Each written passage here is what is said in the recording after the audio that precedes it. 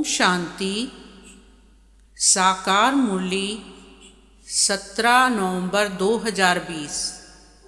मीठे बच्चे, बाप आए हैं वॉइसलेस दुनिया बनाने, तुम्हारे करैक्टर सुधारने। तुम भाई भाई हो तो तुम्हारी दृष्टि बहुत शुद्ध होनी चाहिए। प्रश्न: तुम बच्चे बेफिक्र बादशाह हो, फिर भी तुम्हें एक मूल फिक्रात अवश्य होनी चाहिए। कौन सी? उत्तर: हम पतित से पावन कैसे बने, यह है मूल फिक्रात।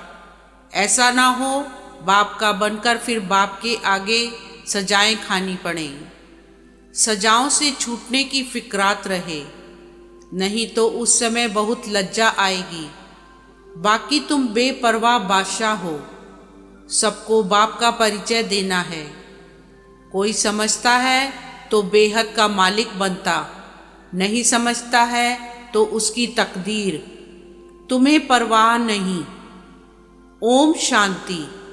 रूहानी बाप जिसका नाम शिव है, वह बैठ अपने बच्चों को समझाते हैं। रूहानी बाप सभी का एक ही है। पहले पहले यह बात समझानी है तो फिर आगे समझना सहज होगा। अगर बाप का परिचय ही नहीं मिला होगा तो प्रश्न करते रहेंगे। पहले पहले तो यह निश्चय कराना है। सारी दुनिया को यह पता नहीं है कि गीता का भगवान कौन है। वह कृष्ण के लिए कह देते, हम कहते परमपिता परमात्मा शिव गीता का भगवान है। वही ज्ञान का सागर है। मुख्य है सर्वशास्त्र मई शिरोमणि गीता। भगवान के लिए ही कहते हैं, हे प्रभु तेरी गत मत न्यारी। कृष्ण के लिए ऐसे नहीं कहेंगे। बाप जो सत्य है वह जरूर सत्य ही सुनाएंगे। दुनिया पहले नई सतो प्रधान थी, अभी दुनिया पुरानी तमो प्रधान है। दुनिया को बदलने वाला एक बाप ही है। बाप कैसे बदलते हैं वह भी समझाना चाहिए। आत्मा जब सतो प्रधान बने तब दुनिया भी सतो प्रधान स्थापन हो। पहले पहले तुम बच्चों को अंतर्मुख होना है, जास्ती तीक तीक नहीं करनी है। अंदर घुसते हैं तो बहुत चित्र देख पूछते ही रहते हैं। पहले पहले समझानी ही एक बात चाहिए, जास्ती पूछने की मार्जिन ना मिले। बोलो पहले तो एक बात पर निश्चय करो, फिर आगे समझाएं। फिर तुम 84 जन्मों के चक्र पर ले आ सकते हो। बाप कहते हैं, मैं बहुत जन्मों के अंत में प्रवेश करता हूँ। इनको ही बाप कहते हैं। तुम अपने जन्मों को नहीं जानते हो। बाप हमको प्रजापिता ब्रह्मा द्वारा समझाते हैं। पहले पहले अलफ पर ही समझाते हैं। अलफ समझने से फिर कोई संशय नहीं होगा। बोलो बाप सत्य है, वह भी असत्य नहीं सुनाते। बेहद का बाप ही राजयोग सिखलाते हैं। शिवरात्रि गाई जाती है तो जरूर शिव यहाँ आए होंगे ना। जैसे कृष्ण जयंती भी यहाँ मनाते हैं। कहते हैं, मैं ब्रह्मा द्वारा स्थापना करता हूँ। उस एक ही निराकार बाप के सब बच्चे हैं। तुम भी उनकी औलाद हो और फिर प्रजापिता ब्रह्मा की भी औलाद हो। प्रजापिता ब्रह्मा द्वारा स्थापना की तो जरूर ब्राह्मण ब्राह्मणियाँ होंगे, बहन भाई हो गए। इसमें पवित्रता रहती है। गृहस्थ व्यवहार में रहते पवित्र रहने की यह है भीति। बहन भाई हैं तो कभी क्रिमिनल दृष्टि नहीं होनी चाहिए। 21 जन्म दृष्टि सुधर जाती है। बाप ही बच्चों को शिक्षा देंगे ना। करैक्टर सुधारते हैं। अभी सारी दुनिया के करैक्टर सुधरने हैं। इस पुरानी पतित दुनिया में कोई करैक्टर नहीं, सब में विकार है। यह है ही पतित विशस दुनिया। फिर वॉइसलेस दुनिया कैसे बनेगी? सिवाय बाप के कोई बना ना सके। अभी बाप पवित्र बना रहे हैं। यह है सब गुप्त बातें। हम आत्मा हैं, आत्मा को परमात्मा बाप से मिलना है। सब पुरुषार्थ करते ही हैं भगवान से मिलने के लिए। भगवान एक निराकार है, लिबरेटर गाइड भी परमात्मा को ही कहा जाता है। दूसरे धर्म वाले कोई को लिबरेटर गाइड नहीं कहेंगे। परमपिता परमात्मा ही आकर लिबरेट करते हैं, अर्थात तमो प्रधान से सतो प्रधान बनाते हैं, गाइड भी करते हैं। तो पहले पहले यह एक ही बात बुद्धि में बैठाओ। अगर ना समझे तो छोड़ देना चाहिए। अलफ को नहीं समझा तो बे से क्या फ़ायदा, भल चले जाएं। तुम मूंझो नहीं, तुम बेपरवाह बादशाह हो। असुरों के विघ्न पड़ने ही हैं। यह है ही रुद्र ज्ञान यज्ञ। तो पहले पहले बाप का परिचय देना है। बाप कहते हैं मन मना भव। जितना पुरुषार्थ करेंगे उस अनुसार पद पाएंगे। आदि सनातन देवी देवता धर्म का राज स्थापन हो रहा है। इन लक्ष्मी नारायण की डिनाइस्टी है और धर्म वाले कोई डिनाइस्टी स्थापन नहीं करते हैं। बाप तो आकर सबको मुक्त करते हैं, फिर अपने अपने समय पर और धर्म स्थापकों को आकर अपना धर्म स्थापन करना है। वृद्धि होनी है, पतित बनना ही है। पतित से पावन बनाना यह तो बाप का ही काम है। वह तो सिर्फ आकर धर्म स्थापन करेंगे, उसमें बड़ाई की बात ही नहीं। महिमा है ही एक की। वो तो क्राइस्ट के पिछाड़ी कितना करते हैं, उनको भी समझाया जाए। लिबरेटर गाइड तो गॉड फादर ही हैं। बाकी क्राइस्ट ने क्या किया, उनके पिछाड़ी क्रिश्चियन धर्म की आत्माएं आती रहती हैं, नीचे उतरती रहती हैं। दुख से छुड़ाने वाला तो एक ही बाप है। यह सब पॉइंट्स बुद्धि में अच्छी रीति धारण करनी है। एक गॉड को ही मर्सीफुल कहा जाता है। क्राइस्ट कोई दया नहीं करते। एक भी मनुष्य किसी पर मर्सी नहीं करते। मर्सी होती है बेहद की। एक बाप ही सब पर रहम करते हैं। सतयुग में सब सुख शांति में रहते हैं, दुख की बात ही नहीं। बच्चे एक बात अलफ पर किसको निश्चय कराते नहीं, और बातों में चले जाते हैं। फिर कहते गला ही खराब हो गया। पहले पहले बाप का परिचय देना है। तुम और बातों में जाओ ही नहीं। बोलो बाप तो सत्य बोलेंगे ना। हम बीके को बाप ही सुनाते हैं। यह चित्र सब उसने बनवाए हैं, इसमें संशय नहीं लाना चाहिए। संशय बुद्धि विनशंति। पहले तुम अपने को आत्मा समझ बाप को याद करो तो विकर्म विनाश होंगे, और कोई उपाय नहीं। पतित पावन तो एक ही है ना। बाप कहते हैं देह के सब संबंध छोड़ मामेकम याद करो। बाप जिसमें प्रवेश करते हैं उनको भी फिर पुरुषार्थ कर सतो प्रधान बनना है। बनेंगे पुरुषार्थ से फिर ब्रह्मा और विष्णु का कनेक्शन भी बताते हैं। बाप तुम ब्राह्मणों को राजयोग सिखलाते हैं तो तुम विष्णुपुरी के मालिक बनते हो। फिर तुम ही 84 जन्म ले अंत में शूद्र बनते हो। फिर बाप आकर शूद्र से ब्राह्मण बनाते हैं। ऐसे और कोई बता ना सके। पहली पहली बात है बाप का परिचय देना। बाप कहते हैं मुझे ही पतितों को पावन बनाने यहाँ आना पड़ता है। ऐसे नहीं कि ऊपर से प्रेरणा देता हूँ। इनका ही नाम है भागीरथ, तो जरूर इनमें ही प्रवेश करेंगे। यह है भी बहुत जन्मों के अंत का जन्म। फिर सतो प्रधान बनते हैं। उसके लिए बाप युक्ति बताते हैं कि अपने को आत्मा समझ मामेकम याद करो। मैं ही सर्वशक्तिमान हूँ। मुझे याद करने से तुम्हारे में शक्ति आएगी, तुम विश्व के मालिक बनेंगे। यह लक्ष्मी नारायण का वर्षा इन्हों को बाप से मिला है। कैसे मिला वह समझाते हैं। प्रदर्शनी म्यूजियम आदि में भी तुम कह दो कि पहले एक बात को समझो, फिर और बातों में जाना।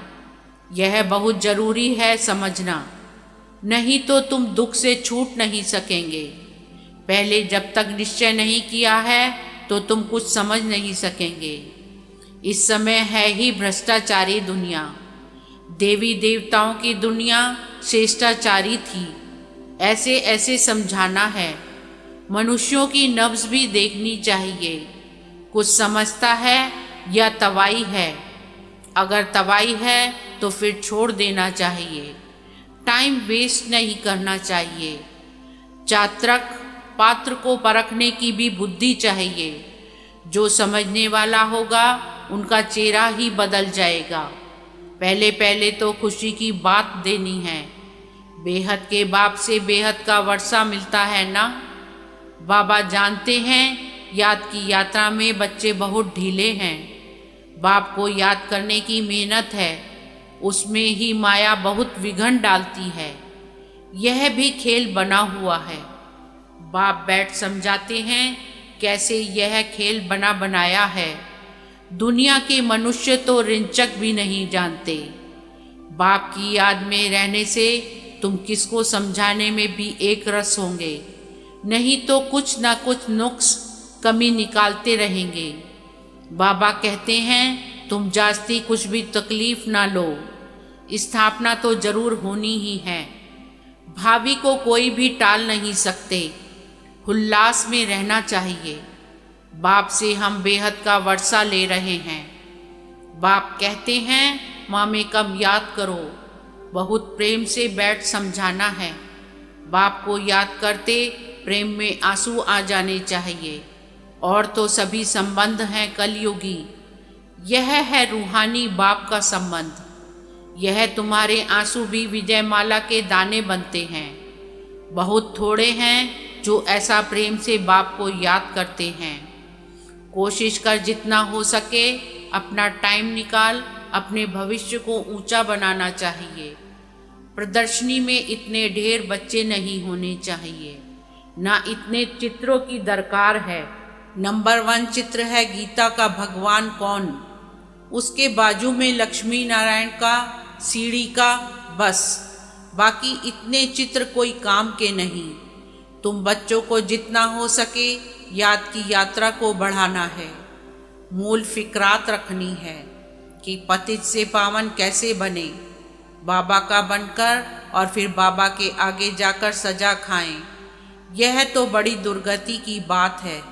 अभी याद की यात्रा पर नहीं रहेंगे तो फिर बाप के आगे सजा खाने समय बहुत बहुत लज्जा आएगी। सजा ना खानी पड़े यह सबसे जास्ती फुर्ना रखना है। तुम रूप भी हो बसंत भी हो। बाबा भी कहते हैं मैं रूप भी हूँ बसंत भी हूँ, छोटी सी बिंदी हूँ और फिर ज्ञान का सागर भी हूँ। तुम्हारी आत्मा में सारा ज्ञान भरते हैं। 84 जन्मों का सारा राज तुम्हारी बुद्धि में है। तुम ज्ञान का स्वरूप बन ज्ञान की वर्षा करते हो। ज्ञान का एक एक रतन कितना अमूल्य है, इनकी वैल्यू कोई कर ना सके। इसलिए बाबा कहते हैं पद्मा पदम भाग्यशाली। तुम्हारे चरणों में पदम की निशानी भी दिखाते हैं, इनको कोई समझ ना सके। मनुष्य पदमपति नाम रखते हैं, समझते हैं इनके पास बहुत धन है। पदमपति का एक सरनेम भी रखते हैं। बाप सब बातें समझाते हैं, फिर कहते हैं मूल बात है कि बाप को और 84 के चक्र को याद करो। यह नॉलेज भारतवासियों के लिए ही है। तुम ही 84 जन्म लेते हो, यह भी समझ की बात है ना। और कोई सन्यासी आदि को सुदर्शन चक्रधारी भी नहीं कहेंगे, देवताओं को भी नहीं कहेंगे। देवताओं में ज्ञान होता ही नहीं। तुम कहेंगे हमारे में सारा ज्ञान है, इन लक्ष्मी नारायण में नहीं है। बाप तो यथार्थ बात समझाते हैं ना। यह ज्ञान बड़ा वंडरफुल है। तुम कितने गुप्त स्टूडेंट हो।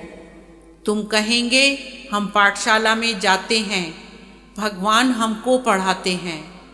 एम ऑब्जेक्ट क्या है, हम यह लक्ष्मी नारायण बनेंगे। मनुष्य सुनकर वंडर खाएंगे। हम अपने हेड ऑफिस में जाते हैं, क्या पढ़ते हो? मनुष्य से देवता, बैगर से प्रिंस बनने की पढ़ाई कर रहे हो। तुम्हारे चित्र भी फर्स्ट क्लास हैं। धन दान भी हमेशा पात्र को किया जाता है। पात्र तुमको कहाँ मिलेंगे? शिव के, लक्ष्मी नारायण के, राम सीता के मंदिरों में। वहाँ जाकर तुम उन्हों की सेवा करो, अपना टाइम वेस्ट नहीं करो। गंगा नदी पर भी जाकर तुम समझाओ, पतित पावनी गंगा है या परम पिता परमात्मा है। सर्व की सदगति यह पानी करेगा या बेहद का बाप करेगा। तुम इस पर अच्छी रीति समझा सकते हो। विश्व का मालिक बनने का रास्ता बताते हो, दान करते हो, कौड़ी जैसे मनुष्य को हीरे जैसे विश्व का मालिक बनाते हो। भारत विश्व का मालिक था ना? यह बाबा तो समझते हैं। मैं बाप का एक ही सिकीलधा बच्चा हूँ। बाबा ने हमारा यह शरीर लोन पर लिया है। तुम्हारे सिवाय और कोई भी यह बातें समझ न सके। बाबा की हमारे पर सवारी की हुई है। हमने बाबा को कूल्हे पर बिठाया है, अर्थात शरीर दिया है कि सर्विस करो। उनका एवजा फिर वो कितना देते हैं जो हमको सबसे ऊंच कंधे पर चढ़ाते हैं, नंबर 1 ले जाते हैं। बाप को बच्चे प्यारे लगते हैं तो उनको कंधे पर चढ़ाते हैं ना। माँ बच्चे को सिर्फ गोद तक लेती है, बाप तो कंधे पर चढ़ाते हैं। पाठशाला को कभी कल्पना नहीं कहा जाता। स्कूल में हिस्ट्री ज्योग्राफी पढ़ते हैं तो क्या वह कल्पना हुई? यह भी वर्ड की हिस्ट्री ज्योग्राफी है ना।